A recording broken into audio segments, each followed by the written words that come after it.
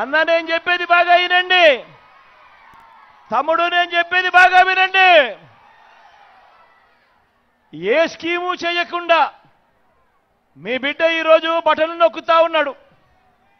మీ బిడ్డ ఈరోజు 2,70,000 కోట్ల రూపాయలు నా అక్క చెల్లెమ్మల కుటుంబాల ఖాతాల్లోకి నేరుగా మీ బిడ్డ బటన్ నొక్కుతా ఉన్నాడు.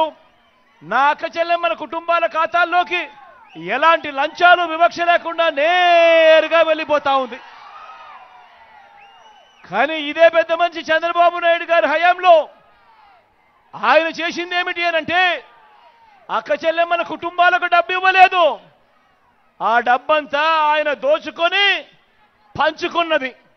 ఆ దోచుకొని పంచుకున్న డబ్బుల్లో చాలా డబ్బులు చంద్రబాబు దగ్గర ఉన్నాయి. కాబట్టి ఈసారి ఎన్నికలు వచ్చేసరికి ఏం చేస్తాడు, ఆ డబ్బులో నుంచి మీలో ప్రతి ఒక్కరికి కూడా ఓటుకు 2,000 అంటాడు. అక్క ఓటుకు 2,000 అంటాడు. అన్న ఓటుకు 2,000 అంటాడు. అన్న ఓటుకు 2,000 అంటాడు.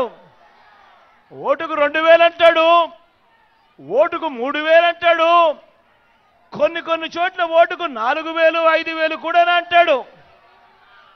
ఇక్కడే మీ అందరికీ కూడా చెప్తా ఉన్నా, చంద్రబాబు డబ్బు ఇస్తే వద్దు అనొద్దండి, డబ్బు తీసుకోండి. ఎందుకంటే ఆ డబ్బు మందే, ఆ డబ్బు మందే, మన దగ్గర మనల్ని దోచేసిన డబ్బే అదంతా. కాబట్టి వద్దు అనండి, ఆ డబ్బు తీసుకోండి.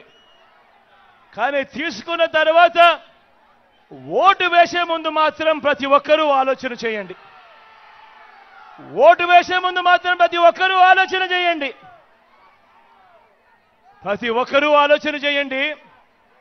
ఎవరి వల్ల మనకు మంచి జరిగింది అన్నది ప్రతి ఒక్కరూ కూడా ఆలోచన చేయండి. ఎవరు అధికారంలో ఉంటే మనకు మంచి జరుగుతుంది, కొనసాగుతుంది అన్నది ప్రతి ఒక్కరూ కూడా ఆలోచన చేయమని కోరుతా ఉన్నా.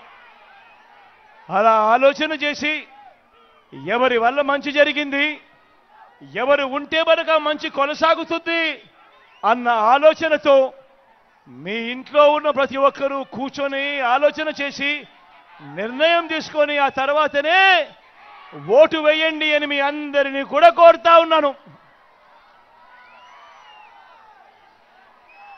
మీ జగన్ అధికారంలో ఉంటేనే మళ్ళీ ఓ పెంచిదే అమ్మఒడి. మీ జగన్ అధికారంలో ఉంటేనే మళ్ళీ ఓ చేయూత, మళ్ళీ ఓ 0 వడ్డీ,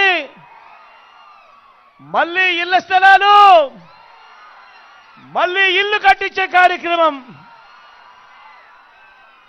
మీ జగన్ అధికారంలో ఉంటేనే ఓ కాపు నేస్తం, ఓ ఈబీసీ నేస్తం.